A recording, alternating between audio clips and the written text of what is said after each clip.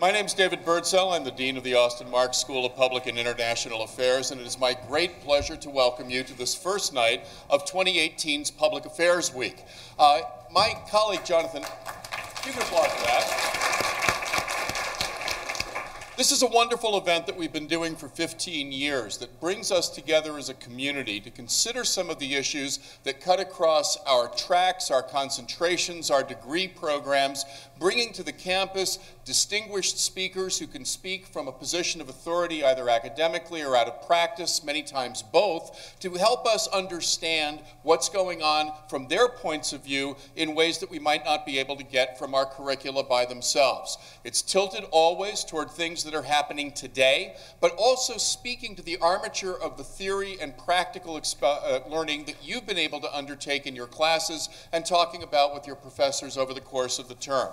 We have a very rich program across these 3 nights, talking about a range of issues that I'm not going to summarize here, but I will ask something of you, all of the students in the room right now, and that is to take seriously this commitment to thinking about, across our boundaries, what these issues mean to us as people who intend careers of service and analysis in the public and nonprofit sectors.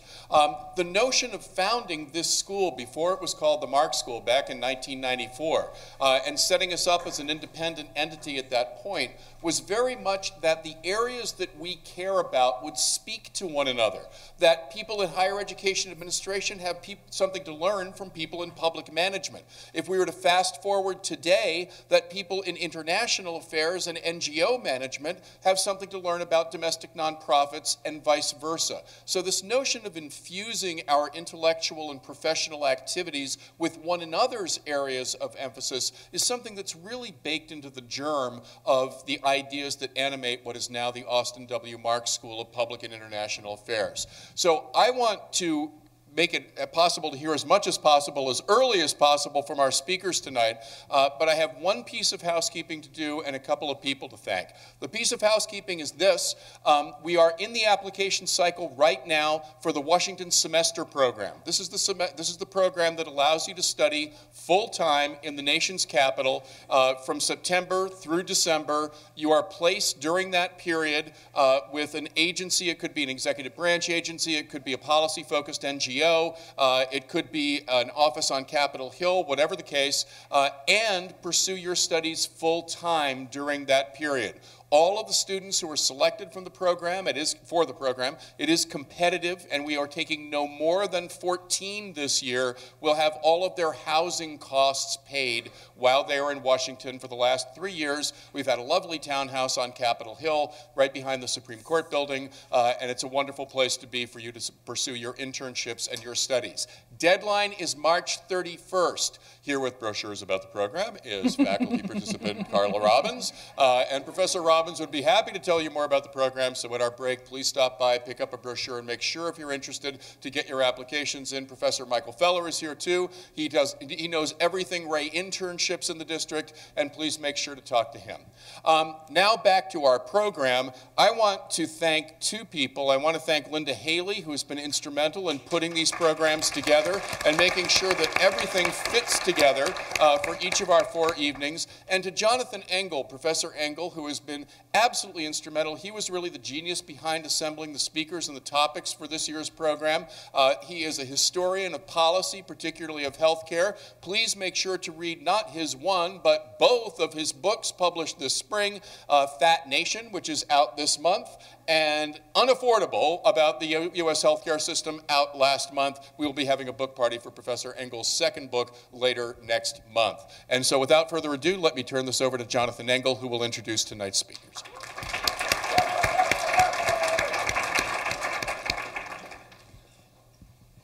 Good evening, everybody.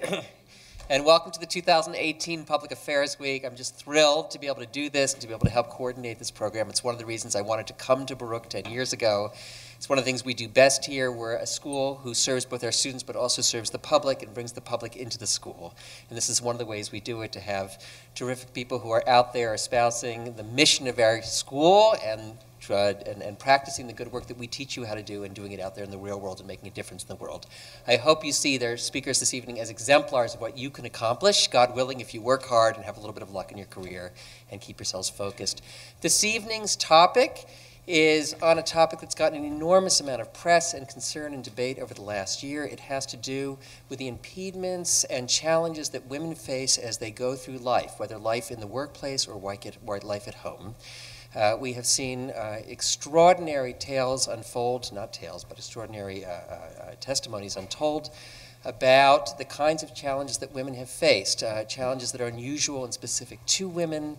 We now know, perhaps we've always known, but it's becoming more and more apparent that these kinds of challenges are all too common, that in fact they're almost the norm. Women come out of many different fields and say this has really become almost the norm in our field. We know that we have to put up with various kinds of challenges and obstacles and embarrassments and humiliations. There's been a great deal of debate as to what the appropriate response should be, regulatory response, legislative response, civil response. We have this evening two people who are working on the vanguard of this, Seher Khawaja, if you could raise your hand, and Amy Barish, both working in advocacy groups for women's rights, both in the workplace and domestically. Amy spent a number of years up in Albany at the New York State Office on the Prevention of Domestic Violence, and Seher spent a number of years at the New York City Housing Authority. Seher is now with Legal Momentum, and Amy is now with Her Justice. And to moderate this evening's discussion, we have my colleague Hilary Botein, who graciously offered to work with our two guests and to try to educate all of us. We have about 20 minutes at the end of the formal program for people to ask questions, and please do ask questions. We're here for you, and these programs are done for your benefit. We want to engage you, we want you to challenge our speakers, and we want you to learn what they have to teach us. So thank you for coming.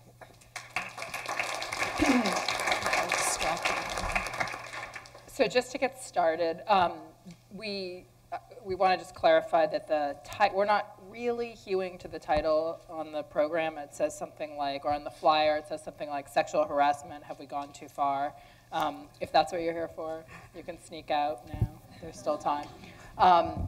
That may be something that we're going to touch on, but as we sort of talked over these issues, what we thought was really, really important, since most of you are students or scholars of public affairs, of public administration, and public policy, we want to really talk about the implications and sort of possible responses to this moment of tools of public affairs and public policy. So that's going to be our primary focus, although we're, particularly in the Q&A, we're kind of happy to range more freely. So the way we want to start is having Seher and Amy to tell you a little bit about their professional background, since I always like to take that opportunity when students are in the room, and sort of how they got here. And then we're going to really treat this as a conversation and talk about this moment and the things that we think are interesting about it. And then absolutely open it up in about 45 minutes or maybe a little bit longer to questions. So if you have questions, jot them down and be prepared when we start taking them. We didn't talk about who's good. Do you want to go first? Sure. Good evening, and thank you to the Mark School for having me speak on this incredibly important issue, and alongside Amy, who has such a distinguished career in this field. To start with a little bit of background about myself, my name is Seher Khawaja. I am currently a Gender Justice Fellow at Legal Momentum, and I started with a background in international human rights, and I decided to pursue the law because at some point I decided my real focus or interest was in figuring out how to advance the legal rights of the most vulnerable populations. I started out working for a number of nonprofits, both domestically and internationally. I worked a little bit for the UN, and then I got some great advice to go work for a local government agency. I was told that is really where all the action happens and where you learn all the most valuable lessons. And so I went on to the New York City Housing Authority, where I did policy and legislative work for quite some time. And one of the issues, in all the areas of work that I did, focusing on the most vulnerable populations, my work always led me to women, which was disheartening, but a reality both domestically and abroad.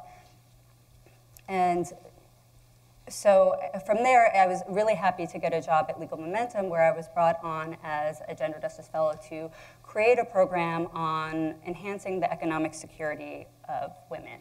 And so I started thinking about how do we create comprehensive support for low-wage workers and immigrant women in particular, and that is where a lot of my work focuses.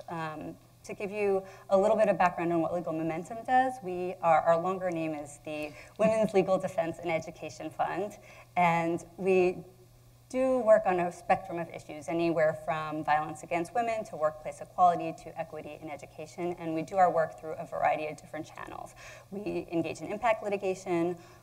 We try to help women on a day-to-day basis regarding their legal problems and providing guidance through our helpline. We also do a lot of legislative and policy work, and we engage in education and outreach. So we provide guidance on rights, and we train a lot of key actors, including judges and victims advocates. Great, thank you. Great. My name's Amy Barish, and I currently am the executive director of Her Justice. I've had a sort of meandering, peripatetic career, and I think that my current job makes the rest of it seem like it makes sense, as though I had a vision from the outset, which is great. So I am a lawyer, although I took about 7 years to go to law school. So I worked as a journalist and did some other things before I went to law school, including living in Paris for 3 years, which I highly recommend. And as a lawyer, I first worked in private law, both because I had debts to pay off and because everyone told me that nonprofits wouldn't hire you right out of law school because you don't know how to do anything. So, which is somewhat true. I can get back to that if people are interested, because we do hire a few people right out of law school. But so I worked at a law firm for about 3 years and knew I wanted to do public interest work. So while I was at the law firm, I focused on being the associate in charge of the pro bono work at the law firm.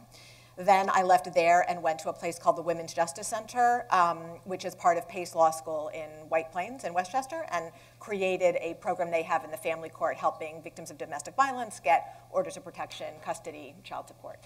I did that for a couple of years. Then I went to a public interest law firm representing parents in abuse and neglect proceedings and order of protection cases.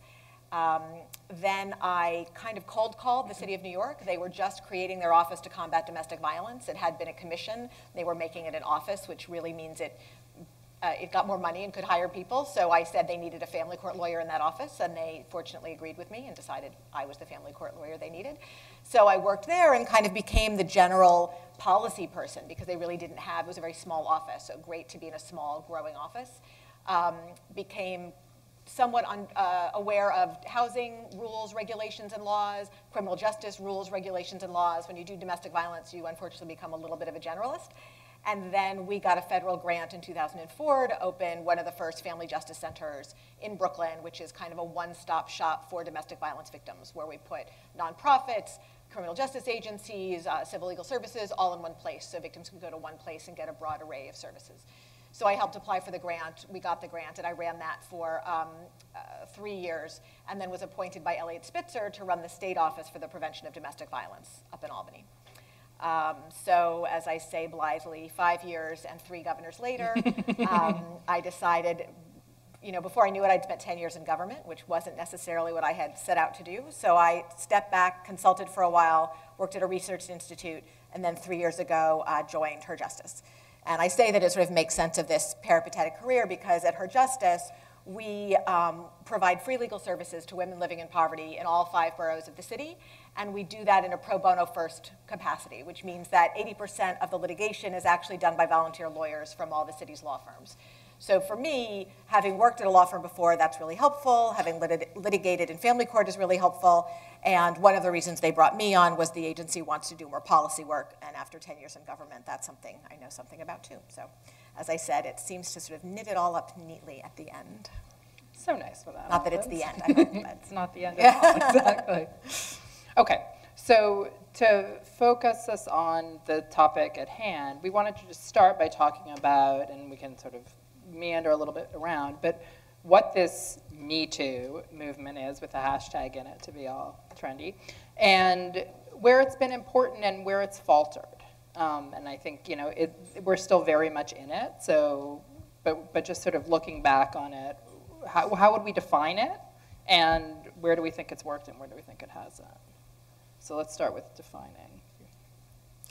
I mean, I would say, I think it's interesting we're calling it a movement almost, because to me, a movement suggests kind of a leader and a mission statement, although frankly, movements these days don't all look like that, right? Whether there's lots of movements and the Women's March, you know, there is leadership, but I think the movements are looking different, where there's a lot of local ownership, which I think is great. To me, Me Too was about calling out abuse of power as it impacts women and listening to women's stories of that abuse of power. That, to me, is kind of the overarching theme. So it can be workplace sexual harassment, but it can be a lot of other things also, which is, I think, why it was so powerful for so many women to speak their stories and to have them heard. You know, it's funny that we almost talk about it like suddenly we realize that there's all this harassment of women, and women, almost every woman I know says, kind of knew that was happening, but it wasn't something we said loudly and with everyone we knew in the same way. So I don't necessarily have a definition of my own for the Me Too movement, so I thought I would just think about the background of the movement, which is often not known. And so just to give you a little bit of that background, I think in 2006, Tarana Burke started this movement.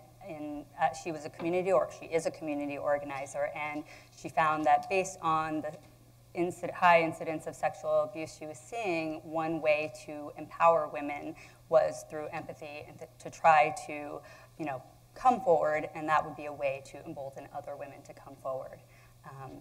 And then I think the whole movement was revitalized after the break of the whole Harvey Weinstein story, and so here we are. In terms of thinking about whether the movement has been successful, I think it definitely has been successful. And I agree that it's not really a formal movement, but when you think about what it's meant to achieve, I think to start with, sexual harassment is incredibly isolating for most women. And I think one of the things the movement has served to do is it's by providing a platform for women to come forward, it tells other women, you're not alone. And I think telling women you're not alone then causes a lot of women to come forward. Having women come forward then brings a lot of the necessary attention to this issue, and as a result of that, there has been a lot of push for legislative action, both at the state and local level, which is essential. I think another outcome of it is that the movement has told a lot of high-profile employers and abusers that there is, in fact, a cost to your actions, and there is a cost to inaction. If you fail to seek accountability for sexual harassment or, you know, to take action, that there are financial costs, there are reputational costs to that. And so I think those are really all very important outcomes of the movement. What do you think about the criticism of the movement? I mean, I agree with what both of you said, but I was just thinking, there's a very valid criticism that even though the movement is about women, kind of the central figures in the more recent telling have been men, right? If you were to stop someone in the street and ask them who's the most important character in the Me Too movement, they would say Harvey Weinstein, right? So the men sort of have become the centers of the story. So we're talking about a movement that's empowering women, but men are at the center of it. I mean, I agree, and I think going to your question about, I don't see the movement as failing. I think to any large-scale movement like this, there are always going to be limitations to what it can achieve.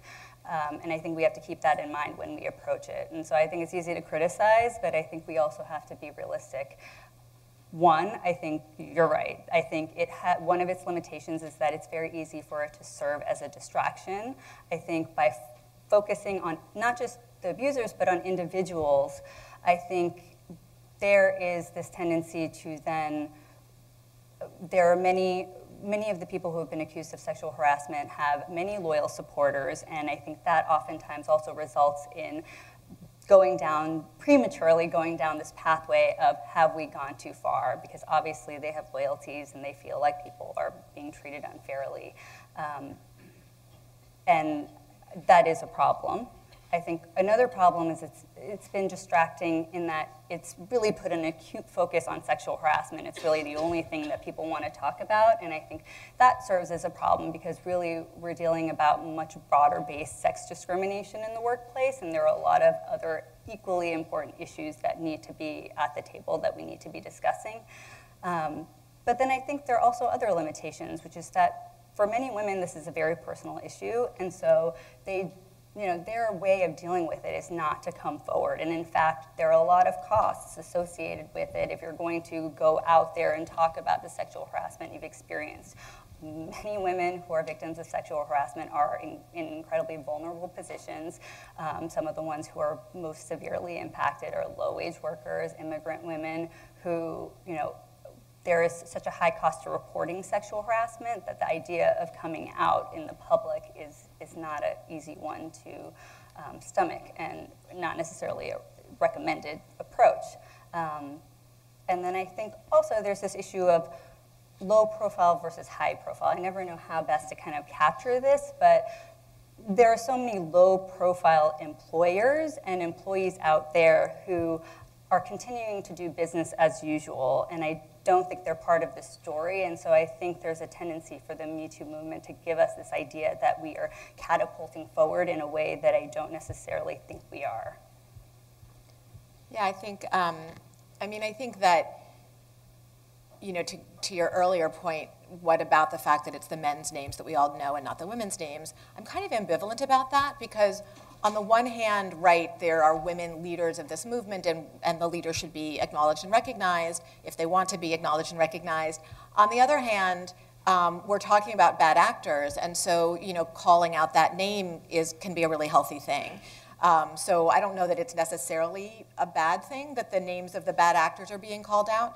I also think that when we hear about criticizing, has Me Too gone too far, in my view, if Me Too is about women, if they want to, speaking out publicly about pervasive discrimination and sexual harassment, there's no way we've gone too far. It's been since the beginning of time that this is happening, so there's no way that in the last 9 months or whatever, we're good, we're done, we've told our stories. I think the too far concern is the response to the speaking out. And that's a valid conversation to have. What do we do with this information? Is it appropriate to say somebody's name publicly? What do we do about people who came up in different generations and the mores were different? We may not have liked them, but is it okay to suddenly change the rules mid-game? I think those are valid conversations to have. But I think to turn that around and say, again, that somehow the blame is on the women who are speaking out about their experiences is the wrong place to put that blame. And I think, to your point earlier, this is such a huge issue that it's not going to be perfect and right all the time. And one of the challenges I feel when listening to all of my fabulous feminist sisters and brothers is that we are sometimes really, really hard on one another. And so even within the community, there's kind of this biting about, you didn't do it just right. And, this is hard stuff. It's really hard to come forward, tell stories. It's hard to know what the right institutional response is. And we're going to get it wrong sometimes. But it's so much better that conversations are happening. And I don't know about you, but I've been really struck by conversations I've had with really good men and other colleagues about the scope of this problem and who are ready and willing to be allies, but just didn't really, it's so hard to articulate, right? Because I feel like I've been talking, I'm a professional feminist. So everybody who knows me in my personal life it's like I'm wearing that headline when they meet with me. And yet, I've had conversations with really good friends who still sort of go, I couldn't believe how bad. Or girlfriends who, have their own life experiences, but we're just saying, if one more friend discloses what happened to them at work, I'm going to lose it, It's been a very emotional time, I think, for a lot of us. But I think that's been cathartic. And then the question is okay, so what do we do with all of that energy? How do we channel that into positive movement and prevent it from feeling backlashy, where people will say, okay, enough feeling bad, you're right, we were awful, and now we're going to sort of put it all underground. I was looking over a couple articles before today, and one I thought was interesting. You're totally right that we've been talking about these high-profile people, and there are tons of low-profile or whatever, ordinary employers and employees to whom this is happening every day and who have not yet necessarily been helped. And there were a couple of articles. I work in the legal profession, and I can tell you big law has not quite sorted this out yet. And I think the financial industries, still a little work to do. We haven't talked a lot about them. And in one article about the financial industry, they were talking about how all the women wore black at, was it the Golden Globes? Yeah, right? or the Oscars. Or the Oscars, one of them. And one woman said, we all wear black every day and it doesn't help. And I don't think she meant she was in mourning. I think she meant she was in finance in New York City, so they all wear black. I'm not really sure. But I thought that was kind of a moving statement, that these are powerful, empowered women, mostly white women, mostly women of privilege, but they still haven't really gotten that progress made yet. So not only have we not reached folks who aren't in that category, we haven't even reached all the women in that category.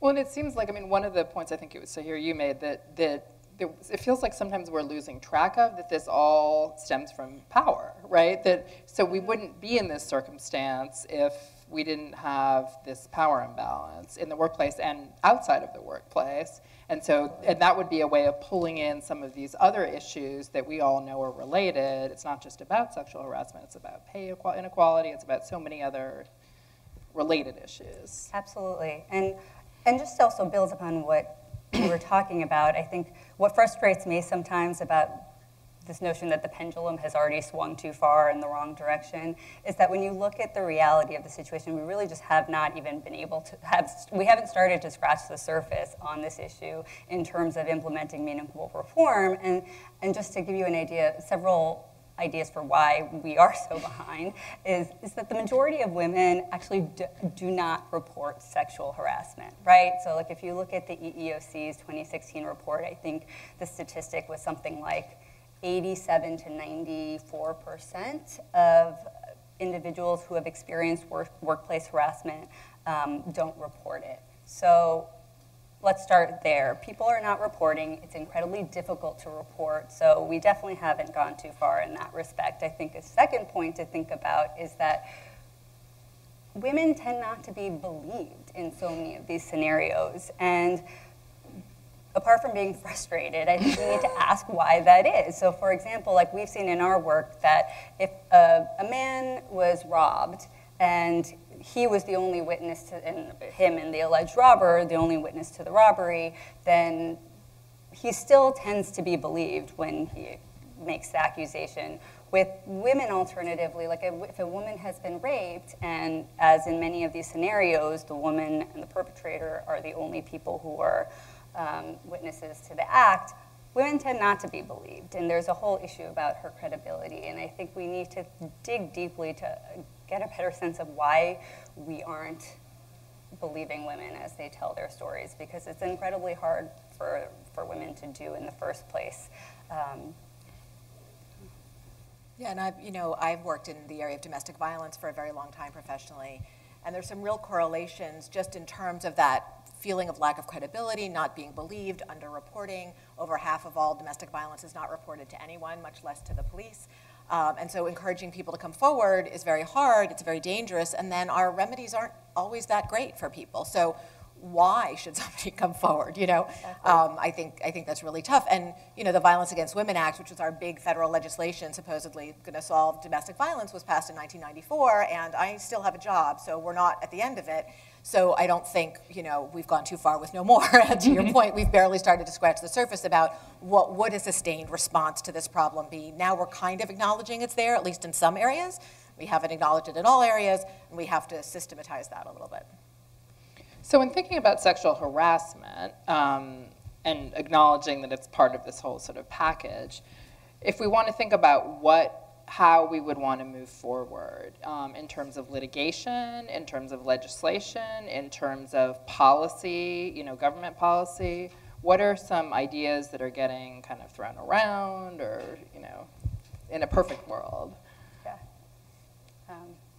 I have lots, lots of ideas, and we've actually proposed many of these ideas to the state and the city. So to start with, I think we need funding for broad outreach and education. I think we start with educating women about what their rights are. We find that oftentimes this isn't knowledge that people have. And again, I think it needs to be targeted towards low-wage workers, immigrant women. I think you'll find, when I pick up a lot of guides, for example, I look at them and I'm thinking, if I was an immigrant woman, would I know that this applies to me? And in a lot of cases, thank you, New York City, a lot of rights do apply to you as an undocumented woman, as an immigrant woman, and I think we need to do more towards making clear that those rights apply and outlining what those are, and I think that has to happen at the local and state level. I think the government needs to be doing that. And there are a lot of different ideas floated about what that looks like. I think in some respects it can be,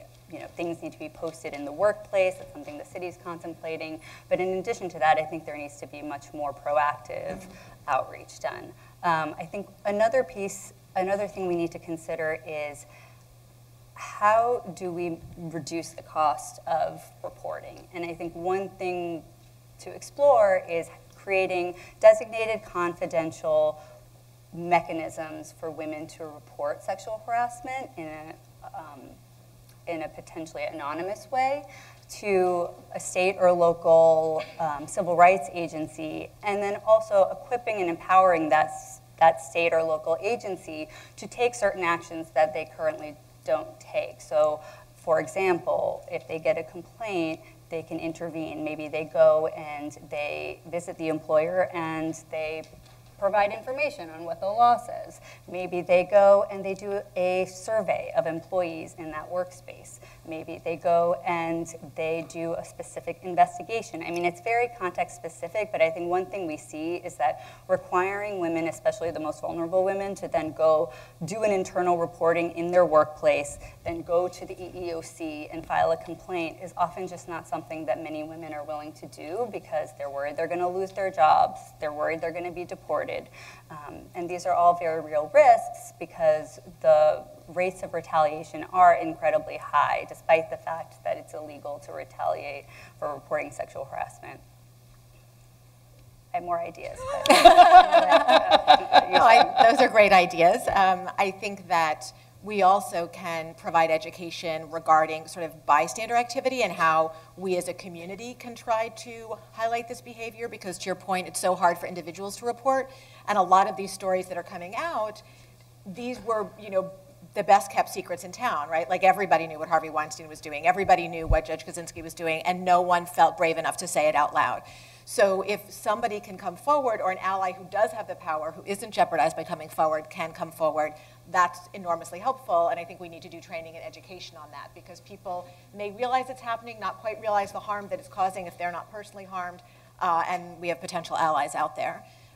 To go back to some of the work I did at the state level, I think I'm a big stickler for implementation. When I worked in state government, the legislators were always coming up with new laws to pass, and I sort of would joke about this, there ought to be a law idea, because often there already was a law. It's just it wasn't being enforced, it wasn't being implemented, and sometimes it was written too quickly without the input of the folks who were then going to implement it. So we need some new laws, we need to improve the laws that we have, but we also have to be doing that with a mind towards how is this going to play out on the ground. And when I was in state government, we did a domestic violence and a workplace policy for all state agencies, which when I worked in Albany, the state was the employer of like 80% of the residents in the capital region, so it was a big deal to have that policy. And what we found was we would put together a model policy that sort of said any policy should have these 5 elements. Then my agency, would contact, say, the Department of Labor and say, we will walk through those 5 elements with you and figure out what that would mean for your agency. So, for example, one of them was always a confidential way in which to report that you were having an issue with domestic violence. But if you are an agency that has 17 branch offices, you have to have 17 people to whom you report. I mean, you really have to walk that through with the implementer, because otherwise it's too easy to just rubber stamp the model policy, put on a shelf, and nobody does anything. So I think that's where sort of the rubber hits the road, and where, frankly, resources are needed. And you have to figure out, are those resources going to be in public institutions? Is the private sector going to resource that sufficiently? Do we want that to stay in the private sector? Do we want, we've seen how that's been challenging for colleges, right, to sort out sexual harassment stuff. Do we want a company to be reviewing all sexual harassment complaints within the company, or do we want that going to an outside arbiter? I think those are some of the really complicated implementation pieces that need to be thought through as we're passing all the laws. And I think also, to build upon that, as we think about what we want employers to do, I think one way in which we can get employers to be more accountable and responsive is by requiring them to report. I know employers hate this because they always view this as a huge burden. I don't think it's a huge burden. They're not doing that much investigation anyway. So ultimately, what I would foresee is that the employer report not just on the sexual harassment determinations that have been made, but the number of complaints that they receive on an annual basis and the outcome. And I think that would give us a really good picture of what's happening in any given workplace. And also, I think it serves a preventative function. When you know you're being watched, then you have more incentive to be more proactive about addressing the problem. I think another issue on the employer side is something we've noticed in our work is that there's been a lot of talk about training. Let's train employees to know what sexual harassment is. That's essential. But I think one thing that's talked a little less about is the need to train the employees that are responsible for implementing your sexual harassment policy. So oftentimes when we're representing women, they go to their HR representatives, and their HR representatives either don't know the law, they misguide them about the law, they misrepresent the law, and then of course they're just disinterested. And so I think that's something to think about, is that there needs to be differentiated training depending on the employee, and there needs to be training for HR employees or supervisory employees, anyone who's in the chain who has a responsibility with respect to implementing a sexual harassment policy, making sure that making sure that they know what the law is, and that they're implementing it properly and that they're being responsive. Yeah, I think that's really key, because if it's that hard to come forward, if a couple people come forward and the response is poor, then it's going to re-silence everybody. And so I think that's absolutely right, that's often where it gets confusing. And even the training, if you're training about what is sexual harassment, and then you're not training on what do I do if I see it or if I experience it or what have you, you haven't done a full and complete training. So I think that is really key. And I do think that it provides, I like the reporting idea. When we did this domestic violence in the workplace policy at the state level, we kind of invented an authority we didn't really have. So we told the agencies they had to report to us twice a year, which wasn't technically required, but and they did, most of them. And it was great because it was aggregate data. And what also was really interesting about that work was we actually did that policy in conjunction with the civil service unions. So for any of you who know anything about government, the executive branch and the civil service unions rarely do things hand in hand. That's just not the dynamic typically. But we worked with the unions to say this is a job jeopardy issue. If you're a victim of domestic violence or you're a perpetrator, you might be jeopardizing your employment. If you're a victim, you could miss work because things are happening to you at home, because you have injuries and you're afraid to go to work, or your partner has threatened you, or for a whole host of reasons. If you're a perpetrator, you might be using workplace time to be harassing your partner over the phone.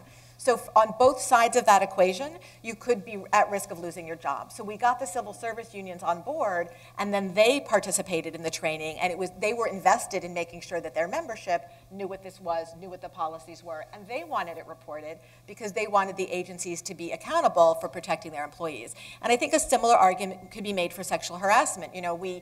This gets drummed up as a sort of male against female, female against male scenario, but every company wants to maintain their good employees, period. And we don't want, if it's a few bad apples, there's also a culture often, and we have to address that underlying cultural assumptions that make this possible. But often the worst behavior is limited to a couple of individuals, and if we can route those people out, it's really better for the well-being of the entire company. So bottom line, it's better for the bottom line, and it's better for the people who work there. So I think the more we can make that clear, the less we'll say, has Me Too gone too far? Yeah, agreed. Then for me, the hardest stories to read about were the people who screwed up their courage, went to their HR person, told their story, and then were kind of slapped down fired. And sent away, right? Or fired, Yeah. right? Or worse, fired. Yeah, those were kind of the most painful. So. Yeah, and I think that happens just quite often. Yeah. And I think that's the disheartening part, is that I think even with at Legal Momentum, where we're jaded in our own way, even I think we were hoping that the Me Too movement would kind of bring a different perspective to the table for a lot of employers on this, and even dealing with the issue on a day-to-day basis, we still find that a lot of women raise the issue with HR, and they, they still face so many obstacles in telling their story in terms of being heard and having corrective action done. So, and it also reminded me of, there, you know, I don't know if people followed, but there was this Men in Media list, right, that was public, there was Excel spreadsheet that was available. And, you know, I think some people would say that went too far, but the creators said the reason they did it was because they wanted to make it accessible to the women who weren't, you know, having drinks after work, or, you know, who weren't part of the in-network, so that they were spreading the names. They were making it more democratically available. So I wonder if, it seems like, you know, some of the stuff that you're talking about is a little bit like that, right? Sort of opening up reporting. Yeah, I mean, the way I view it, we need to bust it all open and be able to see what's happening. I mean, the same applies. It applies to complaints of sexual harassment. It makes sense to know what's happening in the workplace, both private workplaces and public workplaces.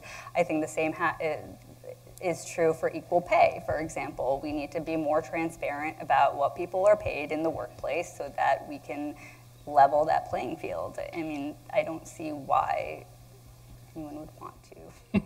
Well, and if it's backed up by, I mean, in your proposal, it would be sort of backed up by someone who goes in and investigates. So your name doesn't appear on the list forever, you know.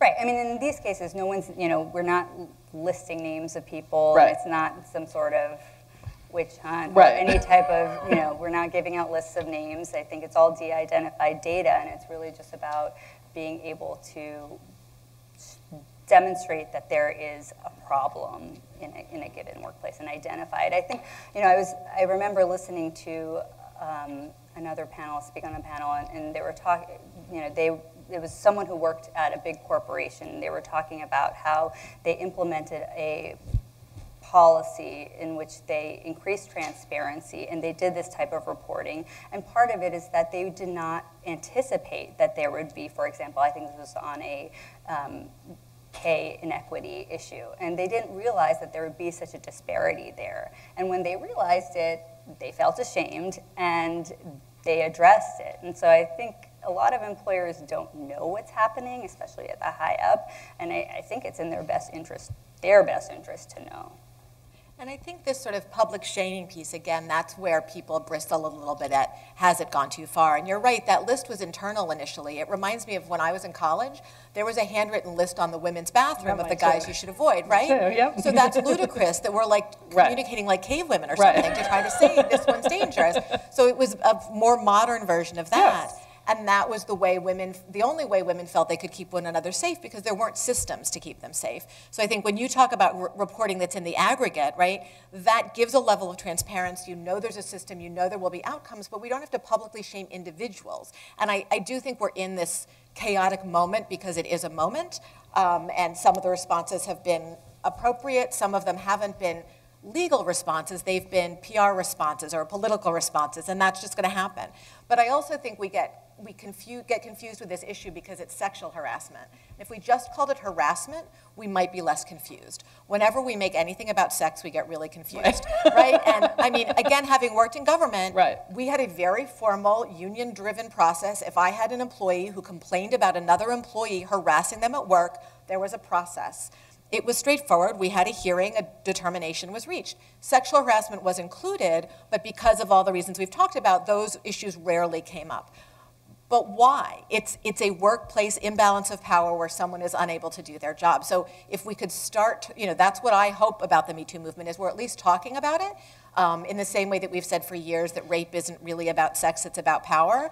Sexual harassment is the same thing. It's the imbalance of power. So I think if the systems were functioning properly, people wouldn't have to, bring names out into the public and shame them. But these systems weren't working, and no one was able to talk about it.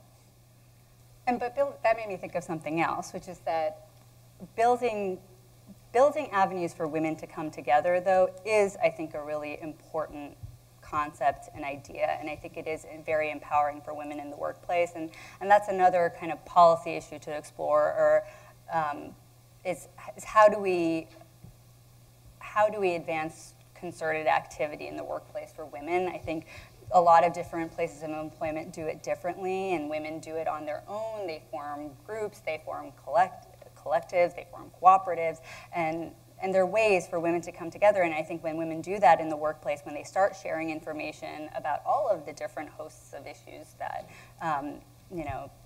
gender discrimination in the workplace touches upon, then they do feel more emboldened to take action. And they know that other women have done certain things and what's worked and what hasn't worked, who's getting paid what, who's been subjected to what type of behavior by whom. And I think sharing that information is a really powerful vehicle for affecting change in the workplace. What about, we've been talking a lot about low-income women, but there is kind of this criticism, leveled at this movement, if we're going to call it a movement, that it's all about, stars on the red carpet wearing black and this rarefied world of Hollywood. Is that true? How do we make sure that this moment or movement or whatever it is gets opened up to include, low-income women, immigrant women?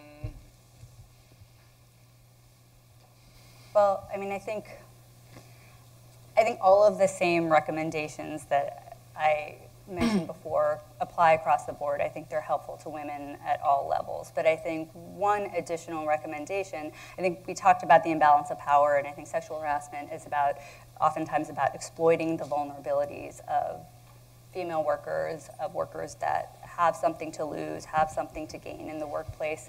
And I think one way to address that is to try to eliminate those vulnerabilities. And that requires kind of a more comprehensive approach, looking at all the issues. So when we look at women in the workplace, 2/3 of minimum wage workers approximately are women. Women are 35% more likely to live in poverty. So when we think about poverty, poverty is a women's issue, and that's pretty unacceptable. And so I think there are various ways in which we can tackle this, but first we need to think about a living wage that's indexed. There's no reason why a woman working 2 jobs who's being sexually harassed at work should not be making a living wage, a wage that's good enough to support her family. And the federal minimum wage is now $7.25 an hour.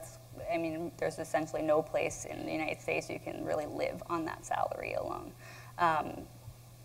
In addition to that, I think we need to be thinking about providing comprehensive support services for women.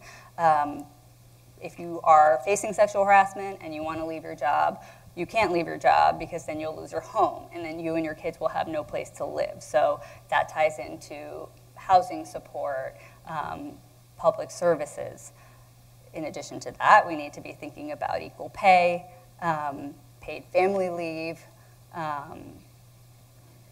providing access to affordable, high-quality childcare. These are all issues that I think women are disproportionately impacted with. And the reason is because women are expected to, these days, have a job, but also take on a large number of if not all, of the family responsibilities.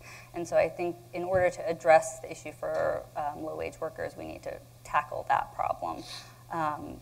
But that's kind of like a pie-in-the-sky response, really, because I know we're so far away from that. But I think we do need to do more education and outreach, like I had mentioned, for low-wage workers so that they're more informed about their rights. I think for immigrant women, oftentimes the forms of sexual harassment are more severe. They often fall into the categories of sexual assault, oftentimes rape. I think we need to do more advocacy and outreach about informing women about their visa options under the Violence Against Women Act.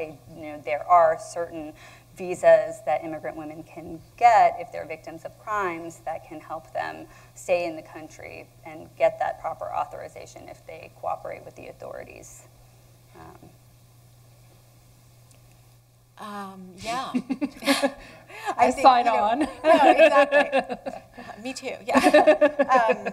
I think what you're talking about really, right, is that the reason this happens is that there's an imbalance of power, and if poverty is female, which we know it is, then women are in a more vulnerable position, and so more, it's easier or more possible to take advantage of them. So all of those things, unfortunately, can become kind of overwhelming because they're called all these intersecting issues.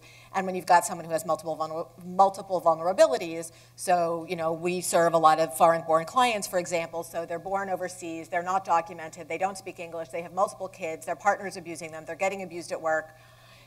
Where do you start, and where is the safest place for them to start? It might be most important for them in their lives. They think, I need to keep the job. I can get rid of the husband to start maybe, and then I'll deal with the job. But, you can't move all of those pieces at one time or the whole thing falls apart.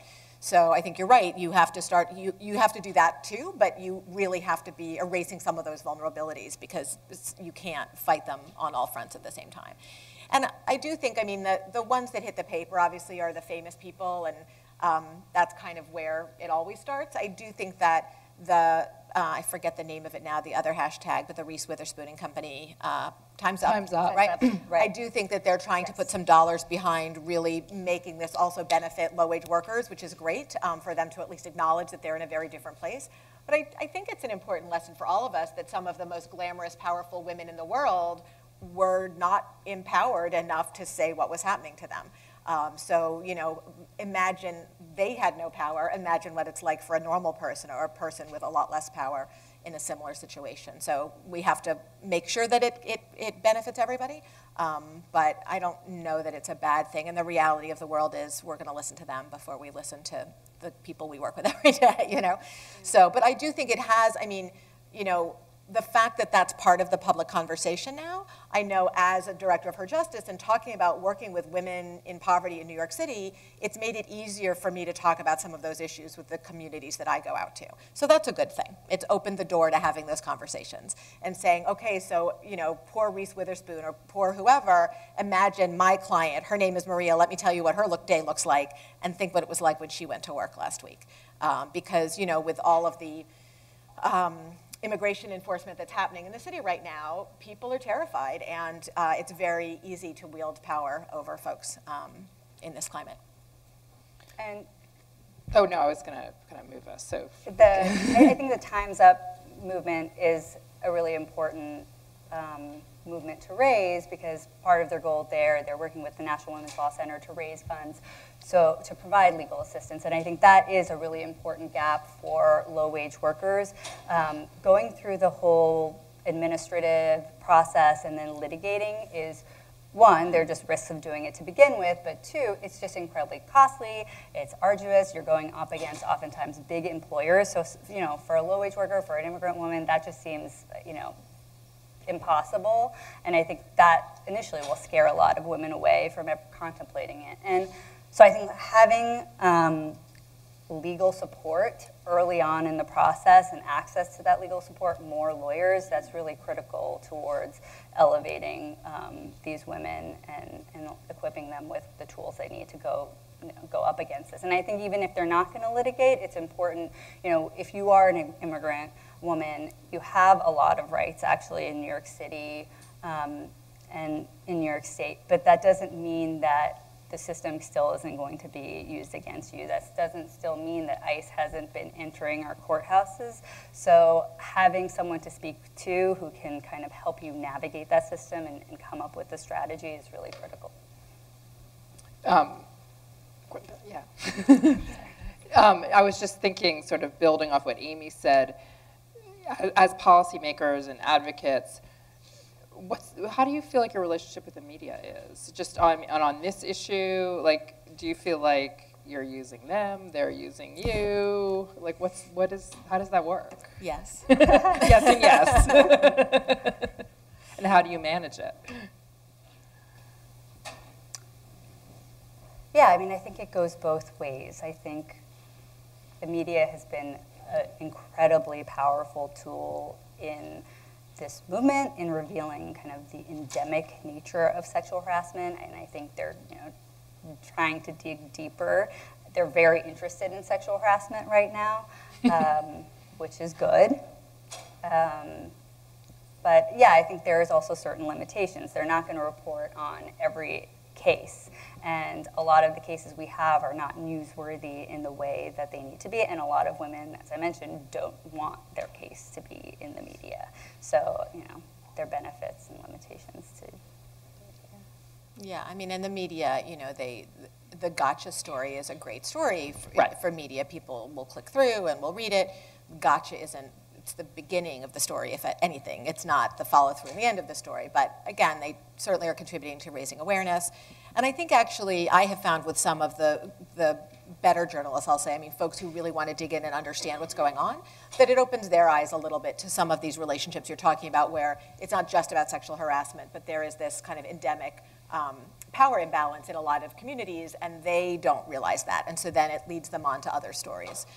You know, we'll talk about sexual harassment, and then we'll say, but can I interest you in child support? Or, you know, one of the issues that we work on. But it often helps. I mean, the state minimum mandated child support is $25 a month for a family of 4. I mean, you can't raise any child anywhere, sort of to your point about the minimum wage. And so that is related. That's related. If you can't get that child support and you're a low-wage worker and you're being abused at work, you know, it's all related.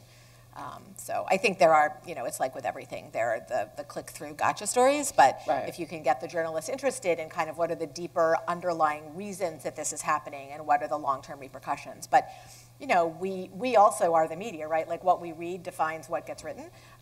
So as often as we click through on the fun stories, those are going to be the stories that get produced. So it's hard for the media too, I think, to justify doing this sort of in-depth thought piece, and I'm pleased whenever they do that. Yeah, and it feels like that's been happening. I mean, to me, I feel like there's been more and sort of more about the feminization of poverty. I've seen sort of more, so it does feel like it's bubbling up. And I think there have been some very thoughtful pieces, and there have been pieces on women whose lives have been affected by, like, for example, the Harvey Weinstein actresses whose career trajectories took a different path because of Harvey Weinstein. And I thought that was a really interesting and important angle, because when we think about, when we have that unease, when we see someone who we think may have been wrongly accused of sexual harassment, you know, that reminded me that we should take that unease and maybe multiply it by like 100,000 for the countless women whose jobs, lives, careers have been profoundly negatively impacted by sexual harassment in the workplace, and we've never even heard about them, and we don't see them. Yeah, I agree. We're going to turn in a minute to Q&A, but I guess I wanted to end on a kind of more upbeat note, which is, do you have examples of, and if you don't, that's fine too, but employers who you think are doing are responding in thoughtful ways and kind of doing good stuff? And it may be too soon. Too soon. Too soon, you think? No, I mean, we don't do direct work with employers. Right. I will say that I've actually seen the nonprofit sector wake up to this as a problem we need to address as well, which I think is great. We always think as we're social justice liberals, we're doing everything right, and not so much. So a lot of organizations have been reviewing their policies and refreshing them, because we all have them collecting dust on the shelves, so that's good.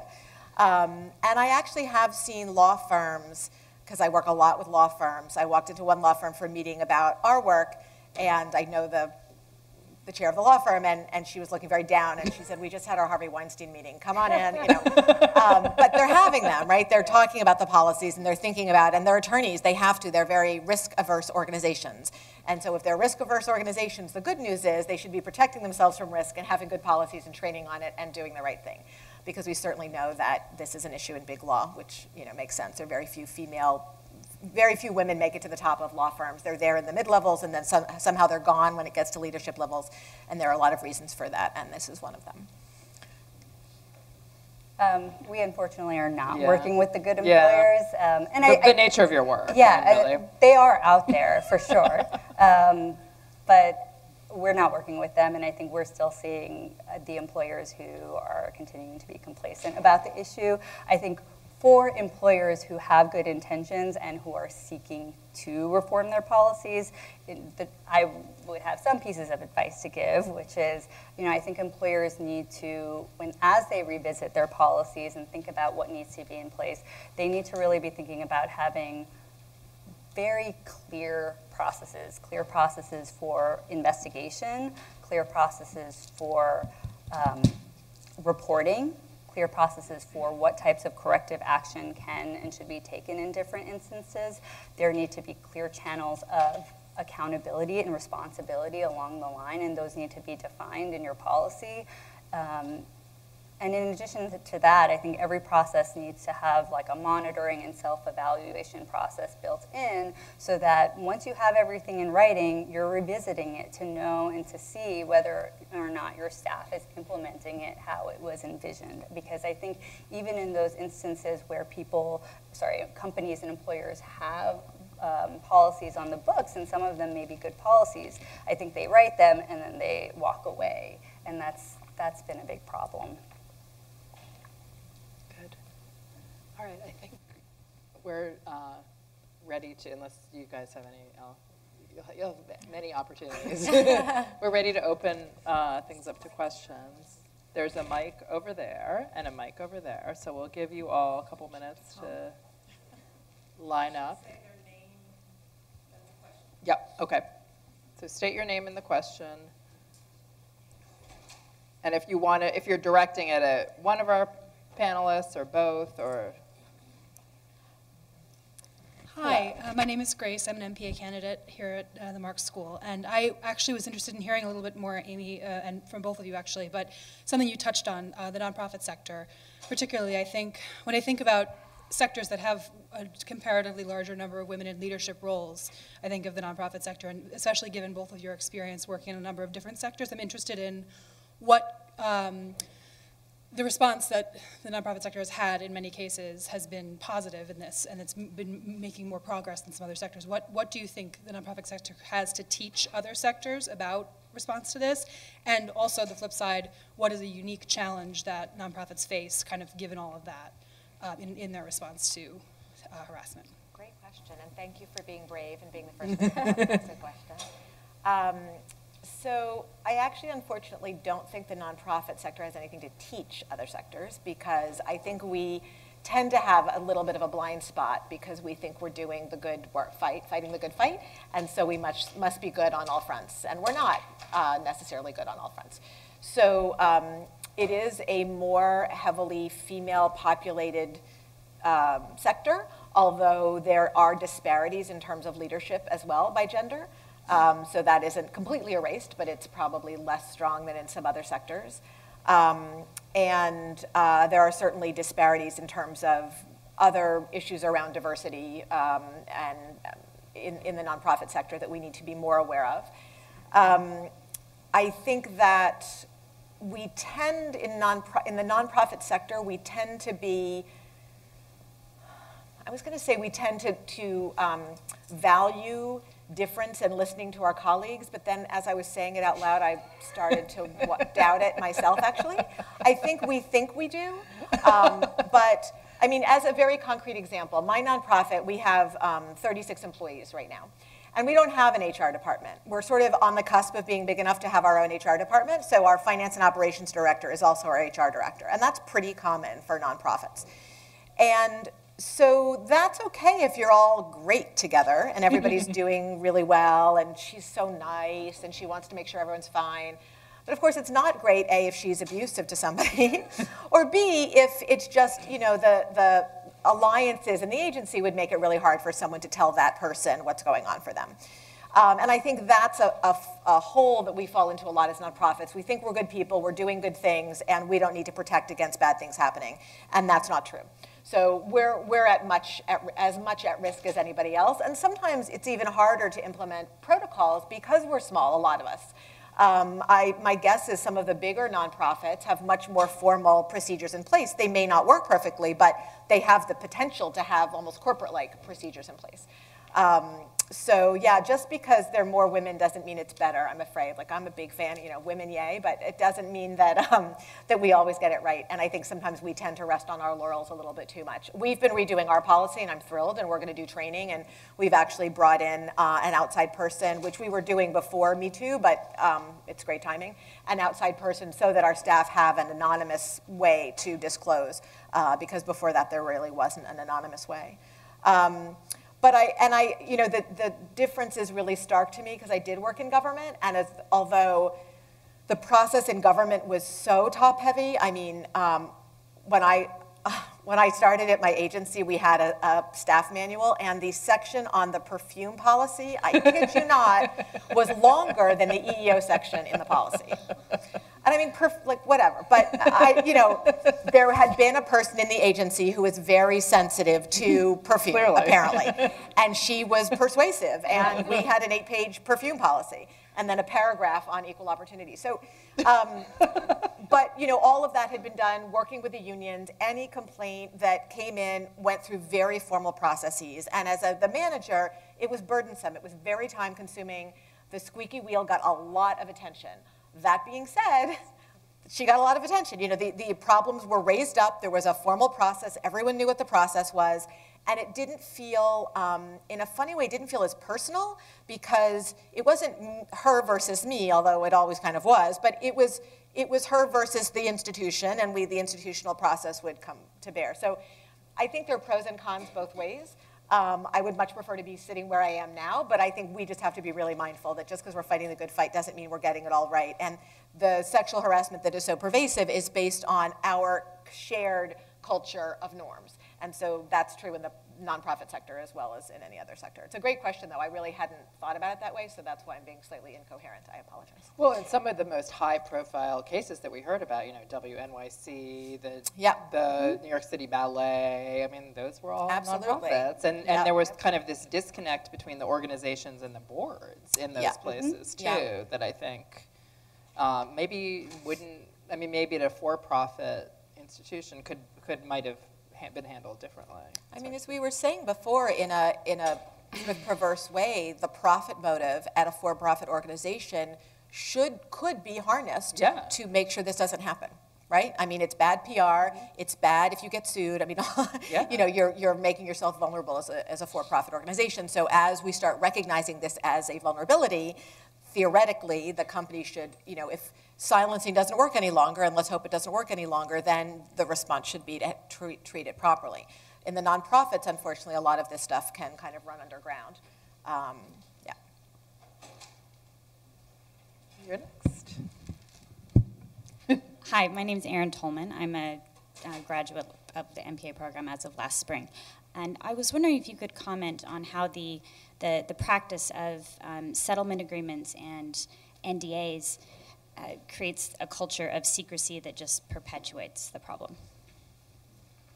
Well, I think that's exactly the problem. And I think as a result of that, and to just give a little background, there have been a lot of efforts to eliminate the use of mandatory arbitration clauses and non-disclosure agreements. So oftentimes you work for a company, you're brought on, when you sign your employment contract, it has a provision in there that requires you that if you want to bring a claim against the organization or the company, you have to go through mandatory arbitration, and that means you cannot pursue remedies in court. That's a very, very big deal, and I think it's something that many women and people don't know, that they're giving away their right to go to court when they sign their employment contract. And so, that's one piece of advice that we give to women who come to us, is that it's very important that you review your contract to know kind of what your legal rights are, what limitations apply, and to also review your internal policies, because in some cases you may have stronger protections in your policy than you do under the law. And so there are various efforts underway to prohibit the use of mandatory arbitration clauses. There's a little bit of a tricky piece there, which is there's a federal law governing arbitration. So there are arguments being made that if you try to eliminate them, for example, at the state or local level, which I think there have been efforts to do here in New York, that would be preempted by the federal law. So there's creative thinking about that in terms of, well, then can the state disincentivize the use of mandatory arbitration clauses by, imposing requirements on contractors who contract with the state? There are various different approaches, and then there's an attempt, obviously, to eliminate mandatory arbitration clauses at the federal level as well. I would just, you know much more about that than I do, but I would just add, though, that one of the things I think about a lot, the role of lawyers in all of this, we like to think of ourselves, certainly the kind of law that we do, that we are in a helping profession and we're going to put these tools at the disposal of people. But of course, a lot of lawyers have been enablers, right? I mean, these non-disclosure agreements were written by lawyers, and Harvey Weinstein certainly has a lawyer, probably lots of lawyers. And, so all of these systems that were put in place to make sure that women didn't tell their stories and that this problem didn't get corrected had enablers. And so if we can turn those enablers, if we can make sure people don't enable any longer, and then it's not always just on the person who's been victimized to come forward, but it's the institution itself is saying, wait, why do we have this provision? We shouldn't have this in here. I think that's really important as well. Yeah. And I think some companies are giving them up on Yep. their own. Professor Savas. Steve Savas. I'm an extinguished professor here. Extinguished. Distinguished and extinguished. Is there a clear, useful, and effective definition of sexual harassment? Is there one? Or, I'm sorry. Should we? Are there several? Yeah, I asked, is there a clear, useful, and effective definition of sexual harassment? Are there several, or? That's a great question. I mean, I don't know the definition off the top of my head, but I do know several components of it. Sexual harassment involves unwelcome physical or verbal contact, often in the forms of sexual advances, sexual favors, sexual commentary, and I think they're components of they're not part of a definition per se. They're part of the EEOC's guidance that has been issued on what constitutes sexual harassment. So one of the components of it is that in order for it to create a hostile work environment, it has to be severe or pervasive. And that's also one of the obstacles that we actually didn't speak about, is that is a component of the definition that makes it very, very hard for complainants to win in court. And that's something that groups have been challenging to try to see how we can rethink that specific requirement. And that's a requirement that's at the federal level, it's at the state level. It's not at the local level here in New York City. And so sexual harassment claims go forward much more easily at the city level than they do at the state and federal level. It's surprising sometimes the claims that you think are fairly extreme, but that courts have found to be not severe enough. I mean, I guess what would we mean by effective? I don't know what you meant, Steve. Yeah. I'll leave that up to you. How effectively does it work in different kinds of organizations? Does it pose, what you call it poses a very large burden because you're not trying to manage it, try to sort out these things. So you start to understand how effectively it's working out. I mean, I think that's part of the conversation, is that we need to be more clear about what constitutes sexual harassment. I mean, I think the problem from my end is that there are a lot of things that clearly constitute sexual harassment that have not been found to be sexual harassment. So if we're in the scenario I was talking about, there was a case that went to trial in which a woman was propositioned by her supervisor. She rejected him. He then went on to engage in humiliating and demeaning behavior for the rest of her term with her employer. It became unbearable for her, and so she quit her job. And then she was awarded damages at the lower court level, and then when the case went up to the 8th Circuit reversed, finding that it was not severe or pervasive. So yeah, I think it's a great point. We need to really think about what constitutes sexual harassment. We need to be redefining it. And that, I think that's what, to some extent, what this national conversation will do, because the law, I mean, we like to think the law is pure, objective, and clear, and it never is any of those things because it's written by human beings. So as much as the social norms change, our interpretation of that will change. So what was considered playful behavior in the past, hopefully will not be seen that way in the future, but that'll take some time because it's all up to court interpretation. And I think there's also, there's the legal definitions of sexual harassment, and then there's how do we talk about it colloquially. And that's often very different. I mean, the legal standard is going to be understandably high because we don't want to be convicting people inappropriately. But as companies or employers, we can make decisions about what we think is appropriate workplace conduct, and we can define that the way we want to define that. And I've had friends, during this whole thing, female friends as well as male friends, who say, I feel like I can't hug anybody at work anymore. I'm always a big hugger, and now I'm afraid to hug.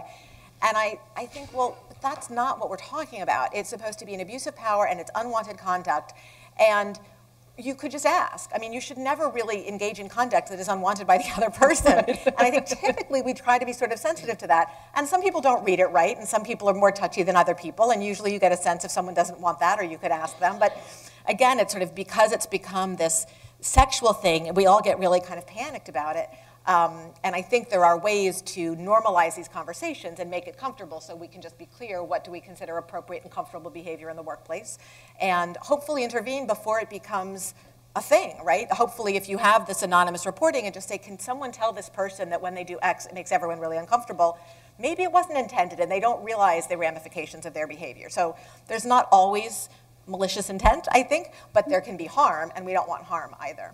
So I think we get ourselves a little confused sometimes when we talk about this for that reason. Yeah, and I think if you go back to like the perfume manual, that is a way of kind of stripping all that stuff off of it. I mean, so it's a hassle, but it just goes right in the manual. Right, You address it. Yeah, and I do think that the Me Too conversation has allowed us to understand the actual harm that is caused, that behavior, some people may not, I mean, there's some behavior that I think on its face is just clearly reprehensible, but then there may be other behavior that people didn't realize it was causing harm, and hopefully they're realizing it's causing harm, and that will make the definition different and more effective.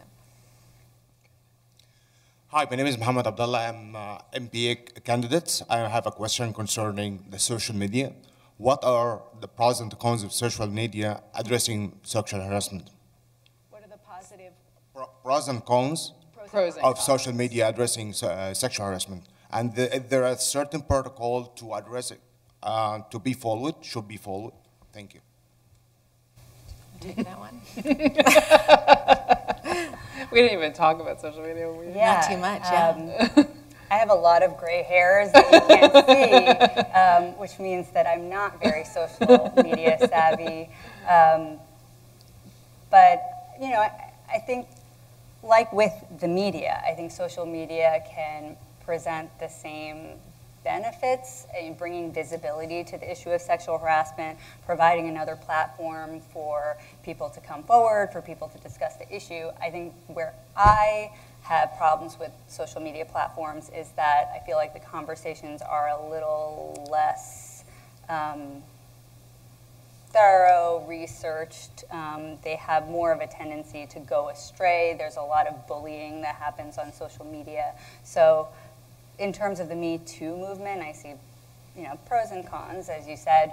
I think it is helpful in terms of for nonprofits and groups that are working on these issues, because it does provide another vehicle for us to get messages out there, for us to blog about the issue and then post about it, and to spread information more broadly. And I think that's a positive aspect of social media in this.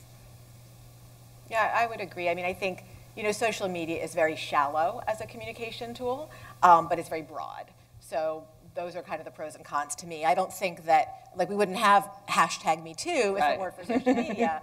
On the other hand, we wouldn't have had activism if there weren't actually people doing the work. Like Twitter itself couldn't have made anything happen. It's the people behind it. So I think it has to be in conjunction with actual work on the ground. And once you give the platform, it's this universal publicly available platform, you can't control it. So good things happen and bad things happen, but it certainly gets a voice out there. And I do think it's a good connector, so people can communicate across geography in a way that wouldn't be possible otherwise, and very immediately. So there can be all of these,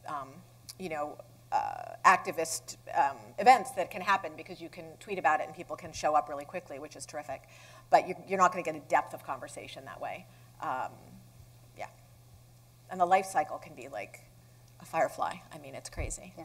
I thought it was I have lots of gray hair, but I thought it was sort of interesting, when everyone was posting their Me Too, Me Too on Facebook, and then there was kind of these internal discussions people were having about how bad did it have to be for me to post the Me Too? So I felt like it sort of gave more texture to the conversation, to sort of, for some people I think really needed to connect the dots between what you would consider a minor act of sexual harassment and rape, to realize that, you know, there's you know, there are dots between them. And so I felt like social media sort of helped some people make those connections. There's a woman who does, I can't remember her name, but she has a series of videos on YouTube. They're called Uncomfortable Conversations, and I'm sort of giving her a shout out if you want to check them out.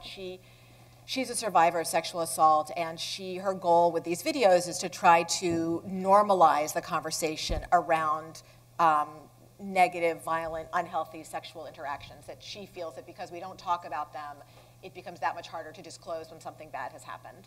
And she uses humor to do it, believe it or not. And they're pretty good.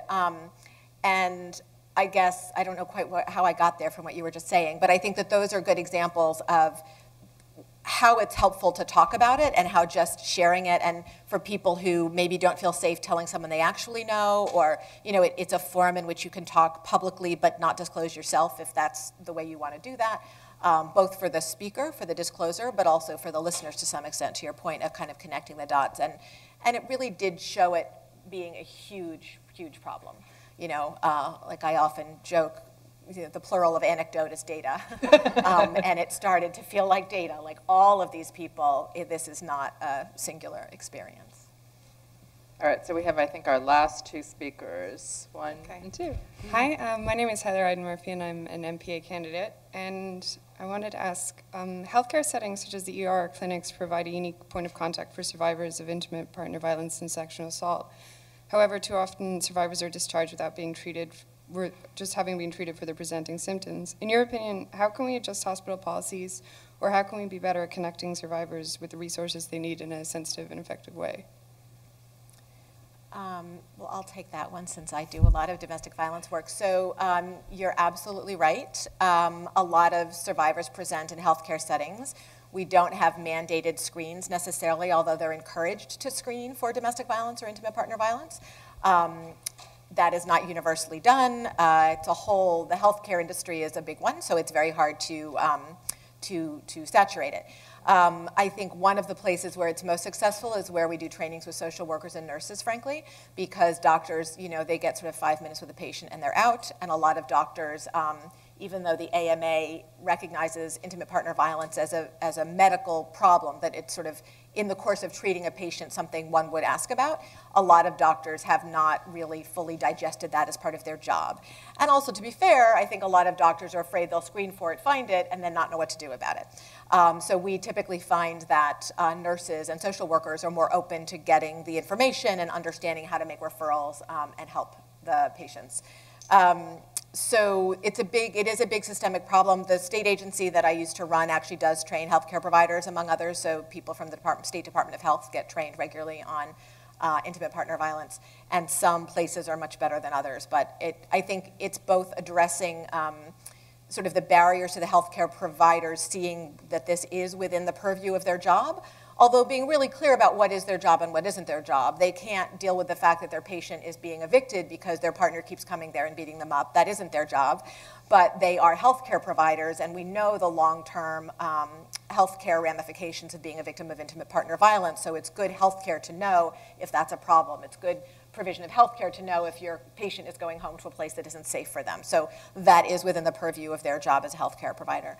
And Planned Parenthood actually has really good trainings and protocols for healthcare providers. They train all of their facilities on intimate partner violence, and they will come into other healthcare provider facilities with that clear distinction that this is your job as a healthcare provider. You're not supposed to know that other stuff, but you should know it when you see it, and how that impacts whether or not you can provide healthcare services to your patient. So the answer is really, really long. How do we fix it? But you're absolutely right that it's a big challenge for the system here, and not at all universally done, but folks are working on it. Hi, my name is Sharon Waldman, and I'm an MIA student here at Baruch. Thank you so much for the lecture, first of all, for the talk. It's been really informative. I'm wondering about if we can clarify something about the law. What I understood you saying is that unless it's severe and pervasive on the state and federal level, it is not considered sexual harassment? Or are we saying that it is sexual harassment, it's been proven that there's sexual harassment, it just needs to be to that degree for there to be any consequences?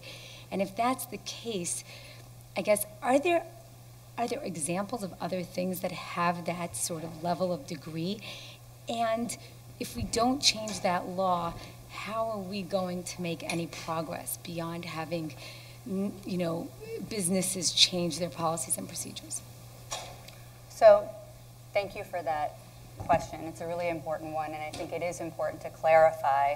So the way the law works is that there is quid pro quo harassment. So there's harassment, and then there is a negative impact on your job.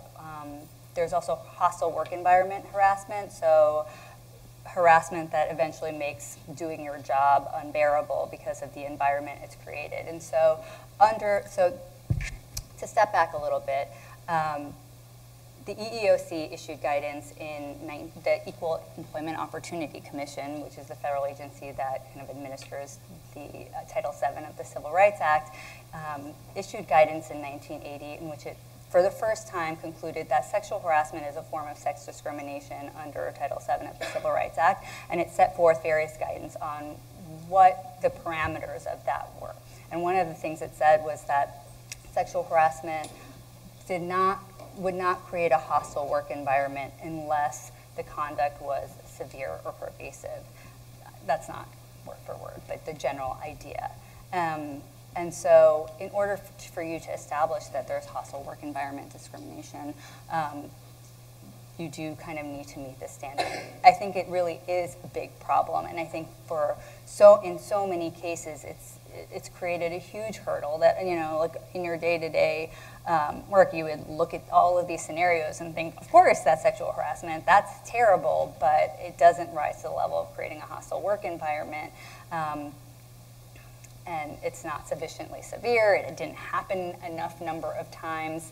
And of course, the standard is applied differently across the country. So some courts, you know, have been less stringent in how they interpret the term. Some courts have been more stringent. But I think, you know, from what I've been hearing, even in New York State, it's been very difficult to overcome that threshold. I think there's several ways in which we can try to get around it. One is by revising the standard. The other is by urging the EEOC to issue guidance that gives more clarity on what constitutes severe or pervasive conduct. I don't have a lot of hope for that happening now. I think the EEOC hasn't revised its sexual harassment guidance since 1990. Around 1990, I think, and they recently were revisiting it, and I think it's sitting in the Office of Budget and Management, so it's something that they have worked on. We don't really know what it says or looks like, and I can't say that they've addressed that issue, but there are opportunities there as well. But just to follow up on that, there are remedies, there are extra legal remedies too, right? Because I think that can be confusing for people. So you might have a claim against an employee, you might have an issue with an employer that doesn't rise to a legal claim, but that doesn't mean the employer couldn't have some process internally to provide a remedy, right? Absolutely. And I think that's one of the things we're talking about is that the legal standard is really high. And I think should and will evolve at some point because it was written at a moment in time where we didn't understand the full harms.